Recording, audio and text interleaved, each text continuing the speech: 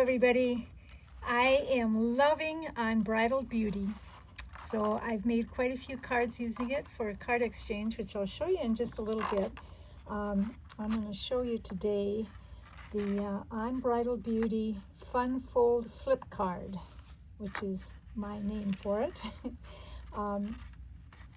in which you can see the colors and the dimensions here, which I will also post on my description.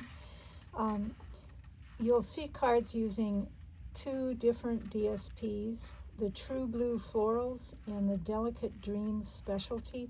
I think they both, I think I used some that also have, what is it called? The Tweed, I think it is. And the, I'll put that in the description as well. Sorry about that. But there's those three different DSPs work really well with the Western theme.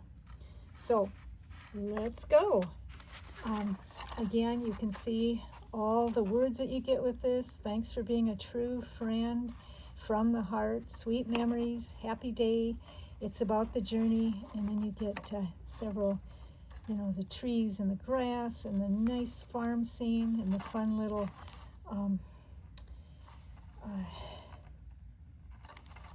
feet there. Oh my goodness. I actually have a horse, and every 6 weeks I have to have her shoed, so I guess I should know that that's called a horseshoe. You can tell I get a little nervous on these. So anyway, let's go for it. So here's just your card base, and the Espresso Brown goes with all the DSP that I picked out. And I've just cut it our normal size here, 5.5 by 4 1/4. And the fold is at 2 1/8. So that makes it come right across and fit in the middle. So I just score it right there. And then my inside is just 4 by 5 1/4 to fit on the middle, except it's going to go way up to the top, so it's going to look a little different. I'll show you why in a minute. That's because this little piece here, which is my backing, and I'm going to put my horse on here.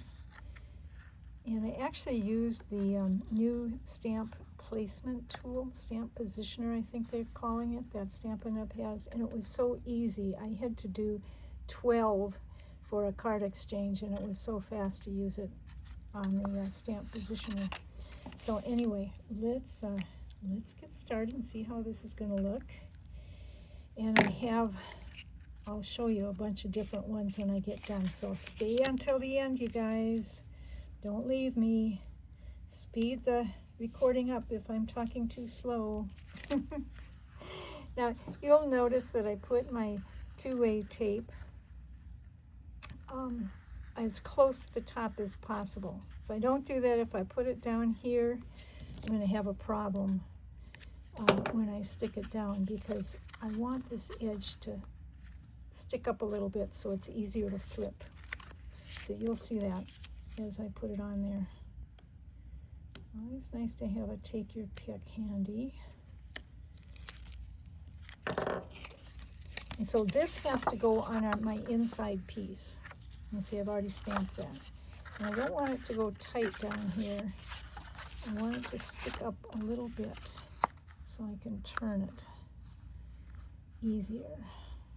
That's where the flip comes in. Okay, let's see how that is. Okay, and I'm just going to a little bit of adhesive on the back.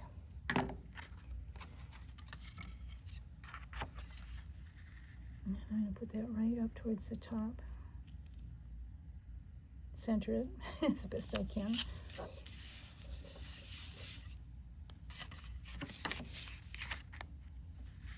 Okay, so that is our flipping mechanism.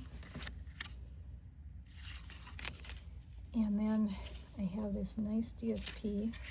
Now I don't want my card to be kind of hanging out there like this, so I could use a belly band, which might also work, but I kind of like this idea, so see what you think here.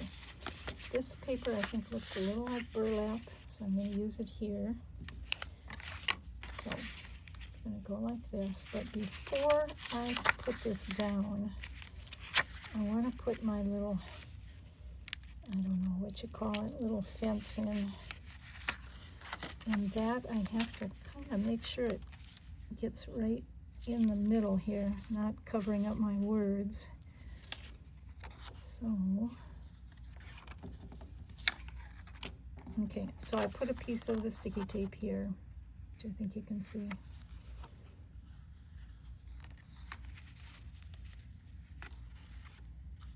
And I'm just going to wrap it around right to where I think it's going to be in the right place. This is a little bit of a guesswork. I don't know, I guess I could use a pencil and mark it, but I never have the patience for doing that. Okay, so that works. Might be a little high. I can still move it down. Let's try that. Oh, come on, it's still high. Thankfully, it doesn't stick that hard.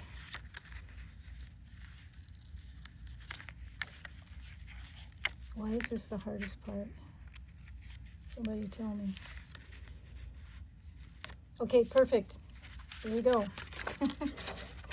Now,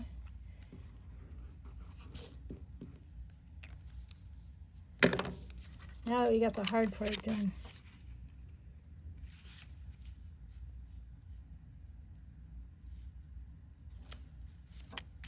Okay.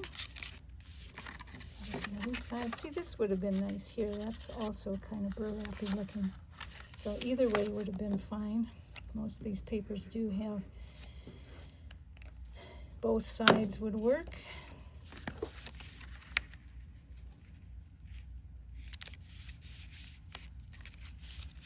So it's just going to kind of make a gate across here. And then I've got this piece of, I don't know, I think it's a 1/2 inch by 1 inch. And I've already got some glue dots on there. And you'll see when I put my samples out that I have different ways of doing this. So there we have it. Got a nice little touch to it, and you can just flip that and open it like this. So let me show you my other, oh, well, another fun thing to do is to use some of your fun little embellishments here, some of these gems. Let's use this one. If I can catch it.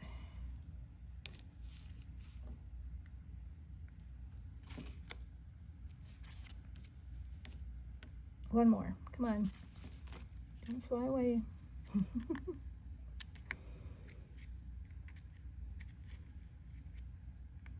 So anyway, that adds a little bit of interest. And these are some of the others that I did, you can see. And I could color in my horse, but this stamp is so pretty just the way it is. I don't think it's at all necessary. And again, they all kind of open the same. You could put your own saying on the inside if you wanted to. Here's another one with the flower theme. And like I said, I made 12 of these, so I got a lot of different looks. I want to show you this one though. I made some little boo-boos up here, so I had to put a lot of sparkly on to cover it up. But bling, that's what us horse people do. We like to use a lot of bling. This one, I tried to make this look more like leather by using some Versamark and a little sponge to rub on there. So don't know if you noticed that. This is a card that I made earlier, and I thought it was also pretty cute. A little different with the aspen trees, which I also love. And then just the inside like that. So yay, thanks for coming. Bye.